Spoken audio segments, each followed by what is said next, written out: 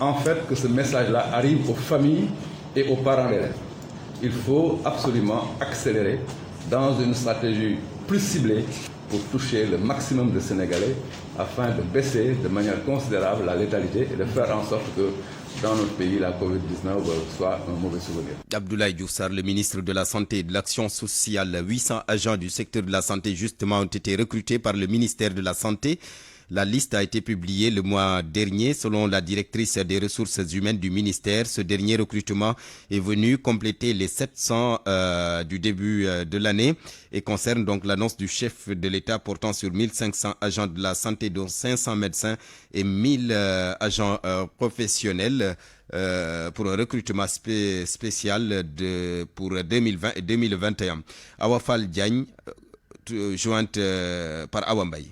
Nous avons suivi le recrutement de ces 800 agents qui survient suite à la décision du chef de l'État de recruter 1500 agents pour le ministère de la Santé et de l'Action sociale. Donc les 700 premiers agents ont été recrutés au début de l'année et sont actuellement répartis dans les nouvelles structures qui ont été construites. Et je rappelle donc que ce recrutement est destiné aux 4 nouveaux hôpitaux. Et ces 800 sont en fait le complément de cette décision du chef de l'État pour voir des nouveaux hôpitaux construits sur Kaffrine, Kédougou, Sédhiou et Touba. Je fais remarquer également qu'entre les 700 et les 800, il y a eu le quota annuel du ministère qui est de 600 agents pour lequel le recrutement a été fait. Ces 600 agents-là serviront de renfort pour les structures déjà existantes et les 1500 destinés aux 4 nouveaux hôpitaux. Je peux vous dire qu'il y a tout de suite 500 médecins et les 1000 restants sont répartis entre toutes les autres catégories socio-professionnelles restantes, à savoir les pharmaciens, les sages-femmes, les infirmiers d'État, les assistants infirmiers, les aides infirmiers, les travailleurs sociaux, pour ne citer que cela.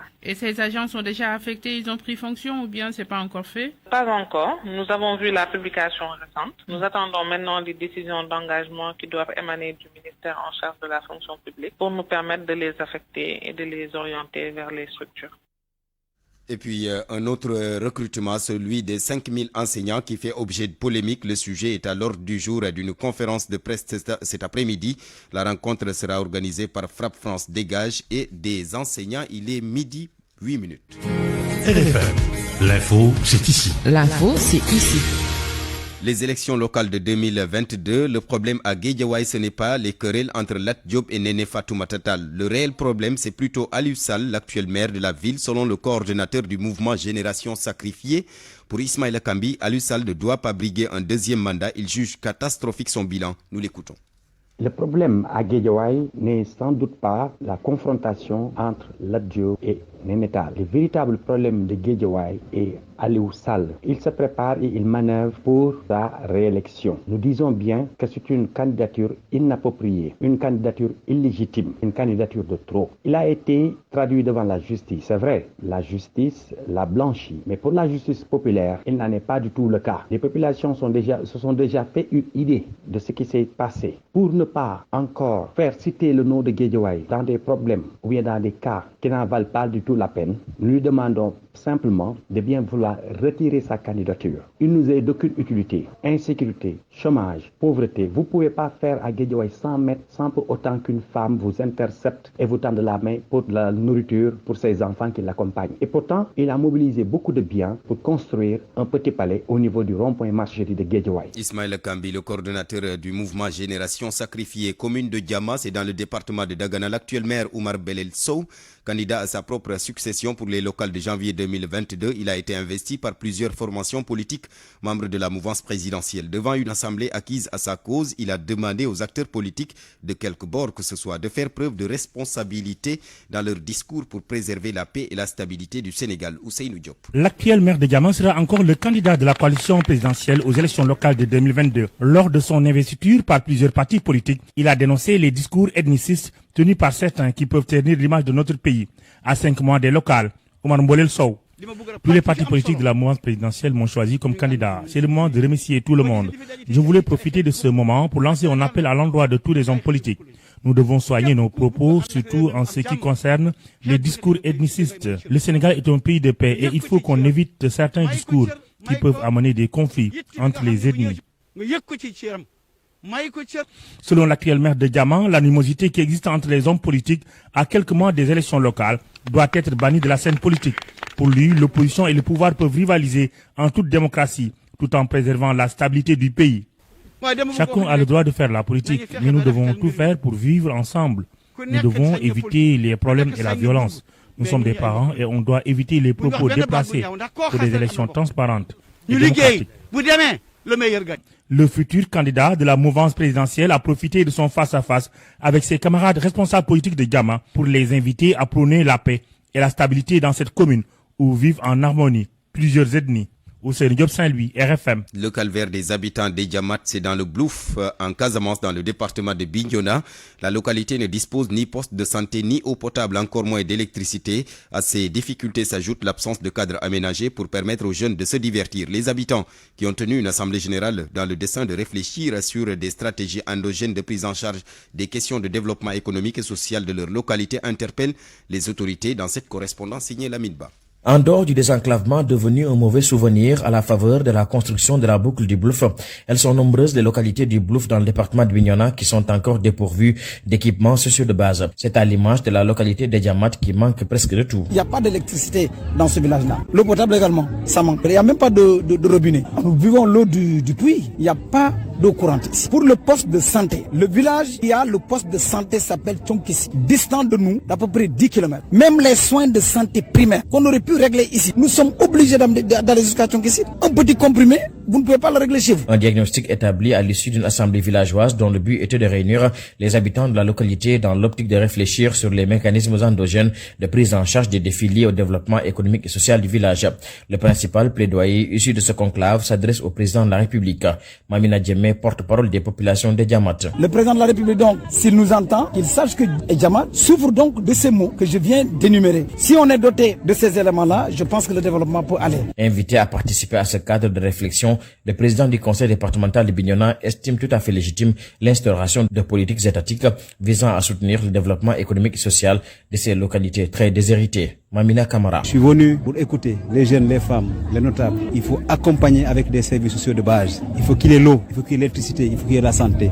Et c'est pourquoi nous avons tenu à être là pour être avec les populations. Edjamat a décidé de prendre en charge son destin en main à la faveur du retour de la paix en Casamance. Ses habitants sollicitent un accompagnement de l'État pour relever les défis liés au développement économique et social du village. Lamine Ba, Ziguinchor, Radio Futur Média. Lamine Ba d'Alangabou, c'est dans le département de Mbaké. Les populations tirent la sonnette d'alarme pour le désenclavement des zones de production avec des recettes tirées des impôts et domaines qui ne dépassent pas 5 millions de francs CFA. Le maire sollicite un renforcement du matériel médical et un accès facile aux médicaments. Papa Balagay. Située à près d'une vingtaine de kilomètres de Mbaké, la commune de Dalangabou continue de réclamer des infrastructures routières. Selon le maire Ndioga Faye, les investissements étatiques doivent être renforcés dans la localité. Nous voulons des routes qui vont relier la RN1 à Ngabou 2 et Digane. Pour les élèves et les jeunes, nous sollicitons un lycée, une case foyer et surtout un terrain de football digne de ce nom. Ici, l'accès aux médicaments fait encore défaut, d'où cet avis de l'édile de Dalangabou.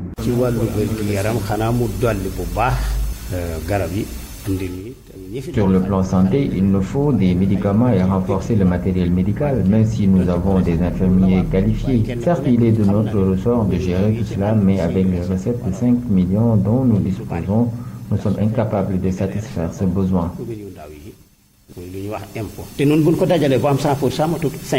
À la veille des locales de 2022, le maire sortant tire un bilan satisfaisant de sa gestion entre 2014 et maintenant. Pour autant, Ndioga Faye n'entend pas déclarer de sitôt sa candidature, attendant ainsi les investitures dans la coalition. Benno Bokk Yakaar, Papa Balagay, Mbaké, Radio Futur Média. Direction le village de Foss, situé dans la commune de Sier, département de Louga, un village qui souffre d'un manque d'eau potable. Et pourtant, Foss se trouve non loin du lac de Guiers, ce que les habitants disent ne pas comprendre.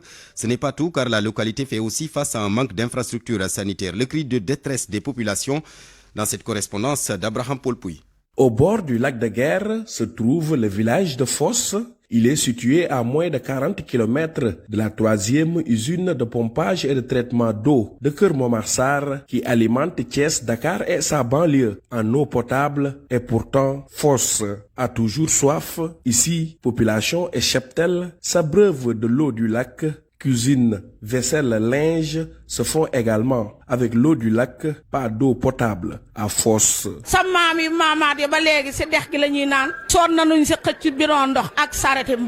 on vous donne une eau, vous n'arriverez pas à boire cette eau, parce que cette eau n'est pas du tout potable. Il y a beaucoup de maladies. Au-delà de l'eau potable, Fosse est également dépourvue d'infrastructures sanitaires, situation qui met les populations dans tous leurs états. Fosse est également dépourvue d'infrastructures sanitaires, situation qui met les populations dans tous leurs états.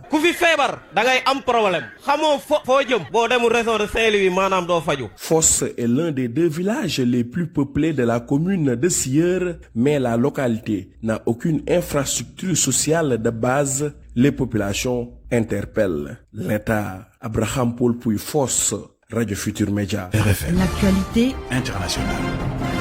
Bienvenue Anna Rocha. Merci beaucoup Barthélémy Ngara. 5 jours après le coup d'état militaire en Guinée, une mission de la CEDEAO est attendue aujourd'hui à Conakry. Il s'agit d'une mission diplomatique pour évaluer la situation sur place. La délégation est composée des chefs de la diplomatie du Burkina, du Nigeria, du Ghana et du Togo, mais aussi du président de la commission de la CEDEAO.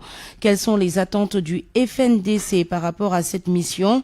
Rien du tout, déclare au téléphone le responsable de la communication du Front National pour la défense de la Constitution, Abdoulaye Oumoussou, joint à Conakry par Georges Déthié Diop. Nous savons que ce que la CEDEAO vient de dire est une condamnation de principe, mais très malheureusement, nous n'avons pas été écoutés par cette CEDEAO qu'on avait raconté après le coup d'état constitutionnel fait par M. Alpha Condé le 22 mars. Le 12 octobre 2020, une délégation mixte CEDEAO, Union africaine et Nations unies était conduite par la ministre des Affaires étrangères du Ghana, qui était venue ici à Conakry et qui avait rencontré le FNDC. À l'époque, le FNDC avait clairement dit à la CEDEAO de condamner le coup d'état constitutionnel de M. Alpha Condé parce qu'elle n'allait pas en droite ligne avec le protocole additionnel de la CEDEAO qui interdisait des changements constitutionnels pour s'octroyer un 3e mandat. Et la CEDEAO avait refusé à l'époque et nous les avons mis en garde pendant ce temps pour leur dire qu'il n'est pas possible qu'un jour que la CEDEAO vienne en Guinée pour condamner un coup d'état militaire contre M. Alpha Condé, d'autant plus que M. Alpha Condé a fait un coup d'état civil. Et ils ne nous ont pas écoutés,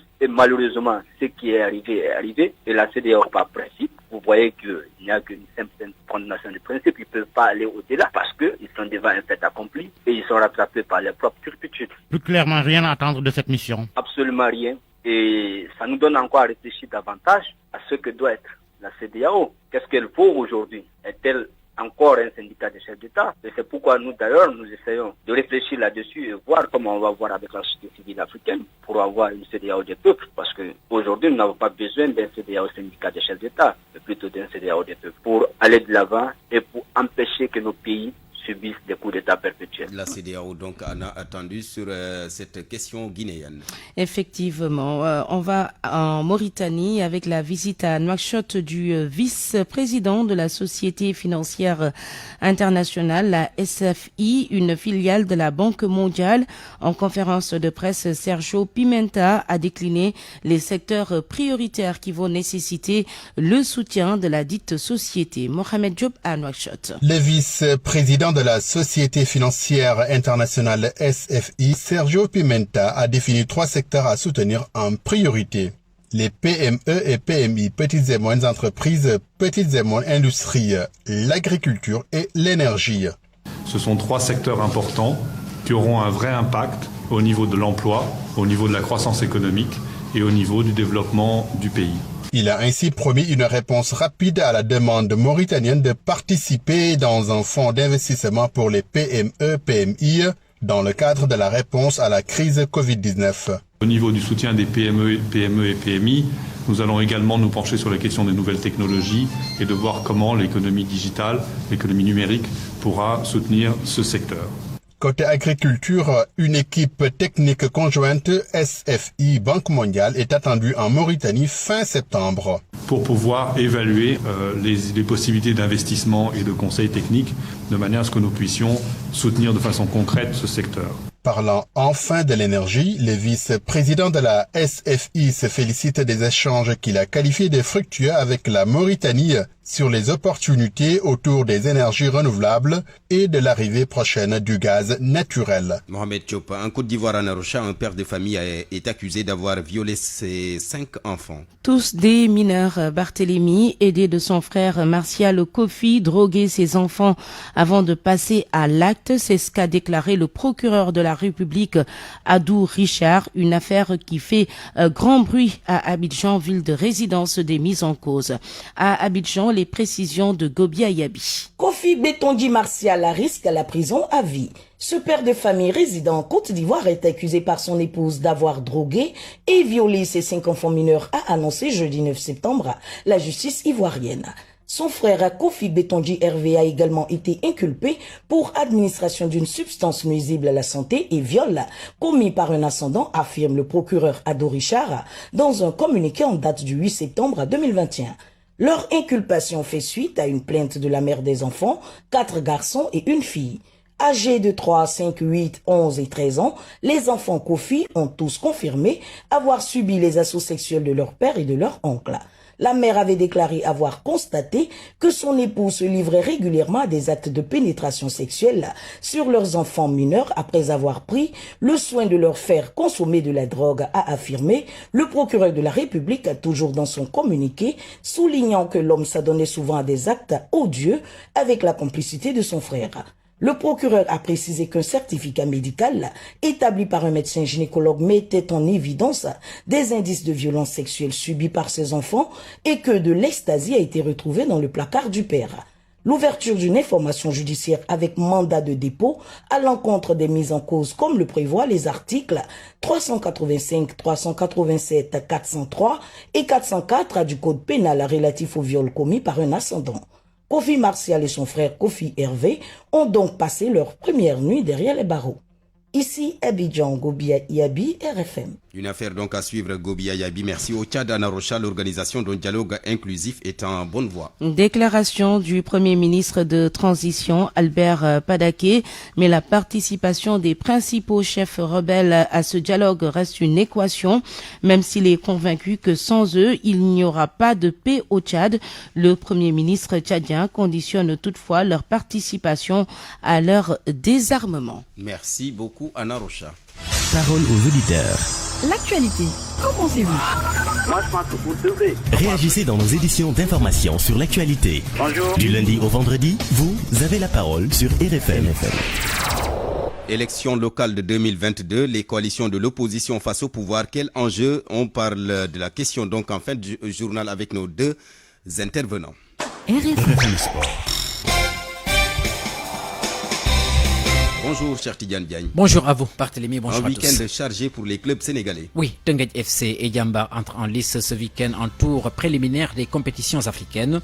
Demain, Teungueth FC accueille ASEC Mimosa d'Abidjan en Ligue des Champions. Dimanche, en Coupe de la Confédération, Diambar de Sali s'oppose à Wakria FC de la Guinée-Conakry en un seul match du fait du coup d'État intervenu en Guinée il y a de cela quelques jours.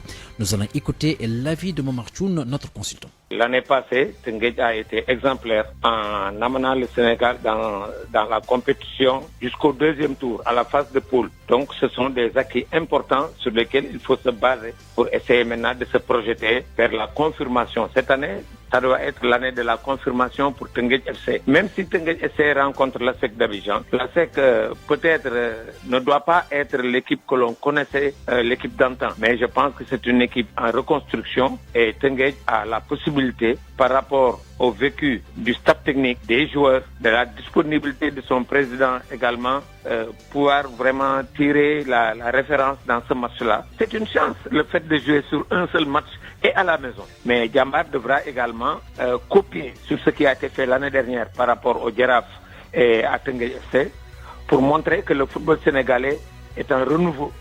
Le football local n'est pas si en retard qu'on le pense. On a des joueurs importants. Et Diambar est un vivier. Tous ces joueurs-là en équipe nationale A, dont la plupart sont passés par Diambar, montrent qu'au niveau du travail, M. Sayer Sek et ses collaborateurs nous ont habitués à nous sortir de bons joueurs, des joueurs bien formés, des joueurs ambitieux, mais également des joueurs déterminés à pouvoir montrer que jouant avec les Guinéens à Dakar sur une seule manche, c'est bien possible de gagner, surtout que le terrain de Thiès est le terrain fétiche des équipes sénégalaises.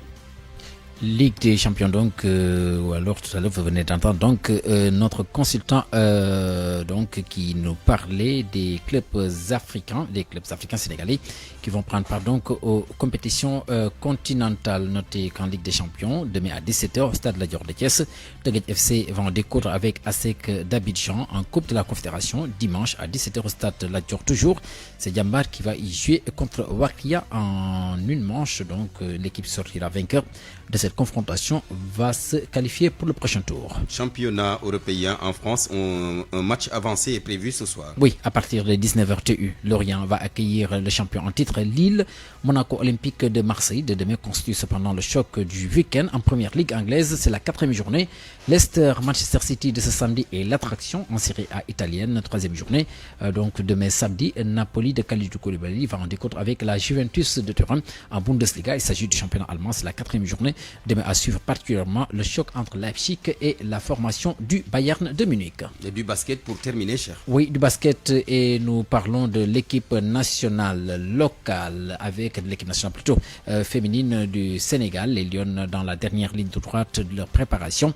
Elles livrent ce soir un match amical contre une sélection locale. C'est prévu à partir de 18h au stade Marius Ndiaye. L'Afrobasket, c'est à Yaoundé du 17 au 26 septembre et nous venons de l'apprendre. Le Mozambique qui a déclaré forfait à cette compétition du fait de difficultés d'ordre financier. Il faudra noter que le Mozambique partageait son groupe avec le Nigeria et l'Angola. Merci beaucoup, cher Tidiane Diagne. RFM, la presse du jour. Du nouveau pour tous, NCA Santé Famille. Werwerle, la santé pour tous. Vous n'êtes plus obligé d'être salarié pour bénéficier d'une assurance santé. Eh oui, NCA Assurance vous propose une couverture santé pour votre famille et vous-même. Que vous soyez seul, une famille ou un groupe. Disposez de votre carte personnelle d'accès aux soins et bénéficiez d'une prise en charge ou d'un remboursement de vos frais médicaux. NCA Santé Famille couvre vos frais de consultation médicale, de pharmacie, d'analyse biologique, de radiologie, d'accouchement, de soins dentaires, d'ophtalmologie, de chirurgie d'hospitalisation ou même de transport par ambulance. NCA, la seule compagnie d'assurance certifiée qualité ISO 9001 au Sénégal, vous garantit la rapidité et la simplicité de la prise en charge de vos frais médicaux. NCA Assurance 33 889 60 60 33 889 60 60. NCA, le vrai visage de l'assurance et de la banque. NCA Assurance Santé Famille Werwerle vous offre votre revue de presse. La presse de ce vendredi, lu commenté par Mohamed Ali Mouba. Bonjour. Bonjour. Mafia dans les titres de voyage, l'enquête avance à grands pas. L'étau se resserre autour des présumés délinquants. Après qu'il faut toujours retenu dans les liens de la garde à vue, son compère et non moins membre de Y'en a marre entravait lui aussi plus libre de ses mouvements. Simon le rappeur, Libération rapporte ce matin que c'est Thierno Diallo, l'homme à l'origine des déboires de Kilifeu qui avait invité Simon dans la cause. Dans son audition, il avait confié aux enquêteurs avoir remis 2 millions de francs CFA à ce dernier pour qu'il lui prête son passeport français, passeport qu'il a utilisé. Kilifeu déféré donc aujourd'hui. Quid des députés accusés de trafic de passeports diplomatiques? Le journal Les Échos note ce matin qu'ils ont intérêt à préparer leur défense car ils seront livrés à la justice. Le ministre de tutelle, Malick Sall, va demander à l'Assemblée nationale la levée de l'immunité parlementaire de Mamadou Sall et de Boubacar Biaï. Et l'Assemblée nationale ne va pas s'opposer selon le confrère. Elhadji Djadji Condé, l'homme au cœur de cette affaire, attend toujours de faire face au procureur. Source A, qui revient sur les déboires des membres de Y'en a marre, se demande finalement ce qui va rester de l'image de ce mouvement. Va-t-il résister à la tempête judiciaire judiciaire qui l'assaille. Le confrère affirme en tout cas que ça commence à faire trop pour un mouvement de la société civile. Élection locale, le PDS tient finalement sa coalition. Le pape Dissopi a réussi à enrôler Thierno Alassane Sall, Abdoul Mbaye, Pape Diop, Entendez Bokgis, AJPADS, CRT et Lieutenant. Vox Populi parle de méga coalition qui promet une rude concurrence à Yewwi Askan Wi. Pour le journal Les Échos, cette alliance Thierno Alassane Sall, Abdoul Mbaye avec les Wade est proprement une alliance contre nature. Le lancement du second compact du MCA, Millennium Challenge, compte une deuxième phase qui va avoir un mandat énergétique, note le journal Le Quotidien. Le projet va durer 5 ans. Le chef de l'État, Macky Sall, engage le Sénégal à travailler dans les délais. Plus de 180 000 nouveaux raccordements attendus. Selon le journal Le Soleil, 12 millions de Sénégalais seront impactés en zone périurbaine et rurale. Selon l'ambassadeur des États-Unis au Sénégal, ce projet permettra d'avoir un secteur énergétique moderne et durable. Le projet est évalué selon Vox Populi à 330 milliards de francs CFA. Objectif selon Macky Sall, accès universel à l'électricité. À la une du journal Observateur, 32 mois après sa réfection à 40 milliards de francs CFA, le building administratif fermé, des ministres sans abri au sein du gouvernement. Le journal nous dit que l'incendie et l'endommagement des circuits de ventilation sont à l'origine de cette décision. Les cabinets des ministres évacuaient certains collaborateurs envoyés en télétravail. Le coup d'État en Guinée, la CEDEAO devrait débarquer aujourd'hui même à Conakry pour connaître les intentions de la junte au sujet de la transition. Mais le président du Libéria, George Weah, invite ses pairs ouest-africains à prendre les devants et s'exprimant lors du sommet virtuel de la CEDEAO, Mr. George affirme que l'organisation sous-régionale devrait faire respecter les limites des mandats dans les constitutions des États membres. Ces propos à lire à la page 5 du journal Le Quotidien. À lire aussi dans le même journal cette sortie remarquée de Tiken Jah Fakoly. Le chanteur ivoirien Reggaeman estime que Alpha Condé doit répondre de ses actes.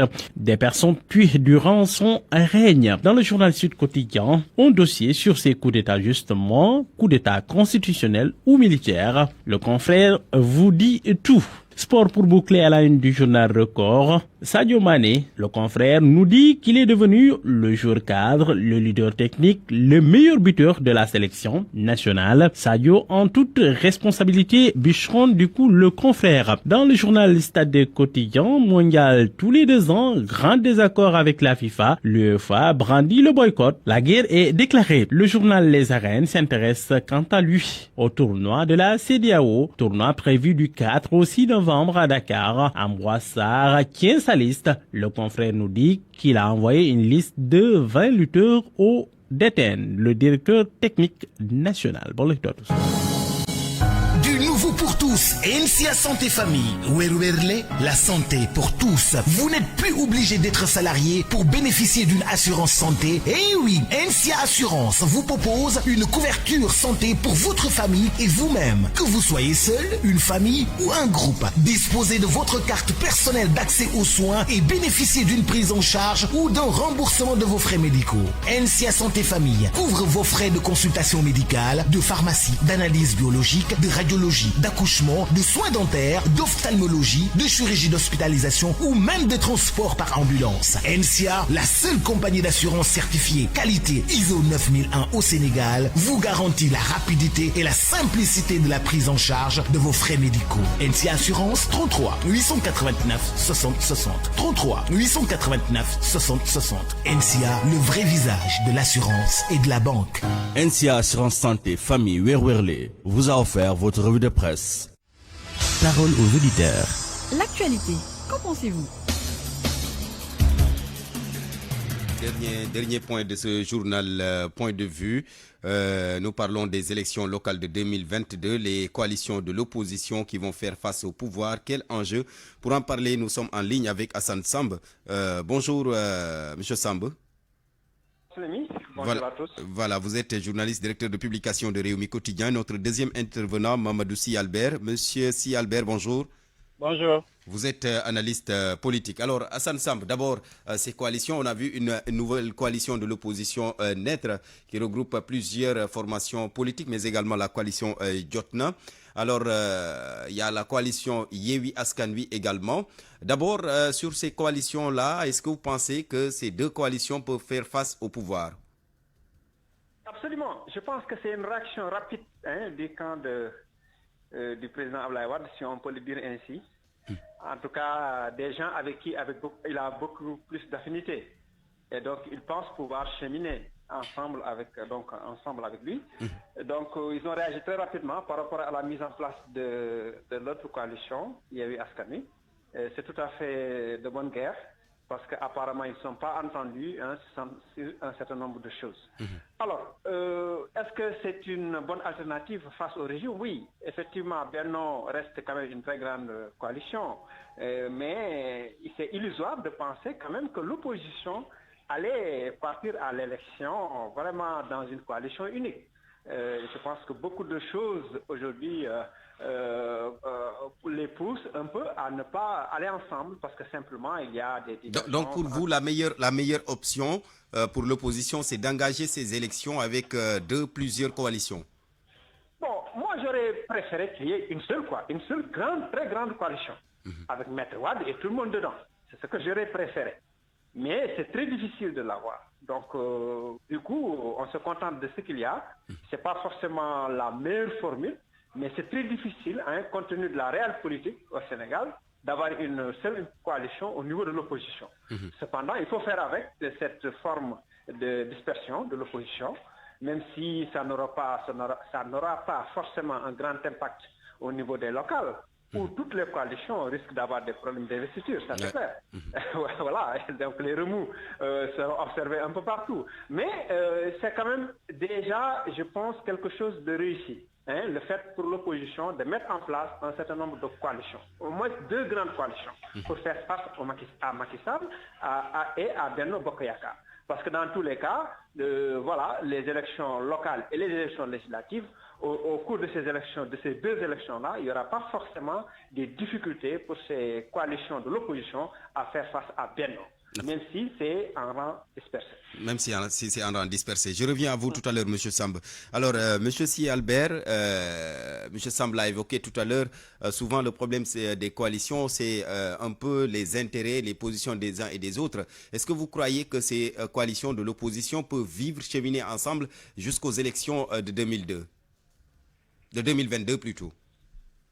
Bon, en principe, que ce soit la coalition Yewi Askan ou la coalition que le PDS est en train de construire, ou la troisième coalition qui serait une coalition de mouvements citoyens, toutes ces coalitions en perspective veulent aller ensemble au local et au législatif. Maintenant, les locales, ça va être l'étape cruciale, c'est l'étape test pour l'opposition, pour voir est-ce que de se jauger, de mesurer son poids.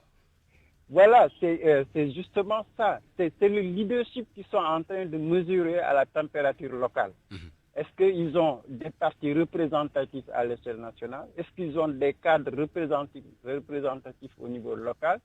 C'est ce mariage entre influence politique nationale et influence locale qui sont en train de tester. Et je crois que le PDS est un bon exemple, en ce sens que c'est lui qui était au pouvoir, c'est lui qui a perdu le pouvoir. Il est en train de reconstruire son image, il est en train de reconstruire son cheminement pour la reprise du pouvoir.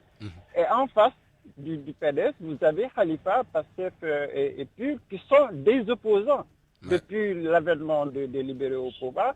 Il reste dans l'ancrage de l'opposition au régime libéral de manière générale. Donc c'est une coalition qui est en train de tester, qui va normalement, en tout cas si le souhait des uns et des autres se confirme, ils vont aller ensemble au local, ils vont aller ensemble au législatif. Oui. Alors, est-ce que vous pensez justement que ces coalitions-là, 2, 3, peuvent faire face au régime en place, surtout que l'on sait que la coalition de Benno Bokk Yakaar également, c'est une très grande coalition qui regroupe plusieurs formations politiques. Mais ce qui est intéressant justement avec la constitution de ces coalitions différentes, c'est que le Benno va avoir 2 à 3 grosses équations à régler. Quel que soit le candidat du Benno, il aura en face de lui au moins 2 candidats, un candidat de Yewwi Askan et un candidat du PDS. Donc les chances de passage, de victoire du candidat de Benno sont amoindries s'il y a 2 candidats de l'opposition assez puissants au niveau local. Surtout que le Benno aussi risque de faire face à un problème lié aux investitures. Mais absolument. Ça veut dire que les conflits au niveau de l'APR, les conflits entre l'APR et ses alliés peuvent constituer des facteurs de sanction. Et ça, on va vers le scénario de 2014. Le schéma du président ne sera pas appliqué par son parti, il ne sera pas appliqué par les alliés, et c'est l'opposition qui risque de tirer son épingle du jeu. En tout cas, dans les territoires où l'opposition est suffisamment présente, le Benno pourrait perdre beaucoup de collectivités territoriales symboliques. D'accord. Je reviens à vous tout à l'heure, M. Si Albert. M. Samba, maintenant, quel est le camp, en tout cas, qui pourrait mieux profiter de la situation actuelle? Écoutez, c'est difficile à dire, mais ce que nous devons simplement constater, c'est que l'opposition, quand même, n'a pas pu s'entendre sur l'essentiel. Et ça, nous le déplorons. L'essentiel pour vous, c'est quoi? Ah oui, j'espère que ça ne cache pas, justement, 2 types d'opposition. Une opposition radicale et une opposition qui serait dans une dynamique où elle serait prête à discuter avec le régime. C'est ce qu'il faut peut-être redouter. Je ne dis pas forcément ce qu'il y a, mais au regard justement des relations entre le président Macky Sall et le maître Abdoulaye Wade, du fait que Karim est au Qatar avec un protocole que personne n'a compris au Sénégal et dont on n'a pas parlé, le protocole de Conakry, le protocole de Massalikul Jinan, le fait que Wade s'est rebuffé pour ne pas entrer dans une opposition radicale avec les gens de Yewwi Askan Wi, tout cela, eh bien, me laisse penser que justement, voilà une coalition, certes, qui est de l'opposition, mais dont on ne peut pas exclure le fait qu'elle discute un jour avec le pouvoir, ne serait-ce que dans la perspective de la présidentielle. Voilà. Pour les locales, peut-être, et les législatives, il n'y aura pas peut-être un grand souci, mais voilà, mon inquiétude, c'est par rapport à la présidentielle, parce qu'il me semble qu'il y a 2 types d'opposition ici, une opposition radicale, une coalition d'opposition radicale, et une coalition d'opposition plus modérée. D'accord. Merci beaucoup. Merci, M. Samba. M. Si Albert, je termine avec vous, peut-être avec la même question. Où est-ce que vous situez les chances? Les comment? Où est-ce que vous situez les chances? Les chances, de quel côté vous les situez par rapport à la situation à laquelle on assiste? À mon avis, la première conséquence de ces 2 à 3 coalitions de l'opposition, c'est que les locales vont être des élections beaucoup plus ouvertes.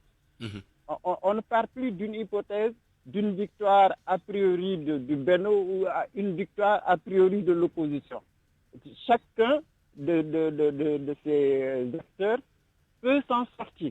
Maintenant, où est-ce que ça va se jouer? À mon avis, ça va se jouer au niveau vraiment des investitures. La coalition qui aura la chance d'investir des personnes acceptées, des personnes consensuelles, qui ont des projets de développement des communautés, qui ont un ancrage local, je crois que c'est cette coalition qui va emporter, en tout cas pour les grandes villes, où il y a une effervescence d'une conscience citoyenne, où les gens se posent des questions sur des priorités. Celui qui va incarner la confiance des citoyens, je crois, emportera les locales. Les locales. Merci. Merci beaucoup, Mamadou Si Albert. On vous retrouve tout à l'heure dans le journal de 13h. Merci également à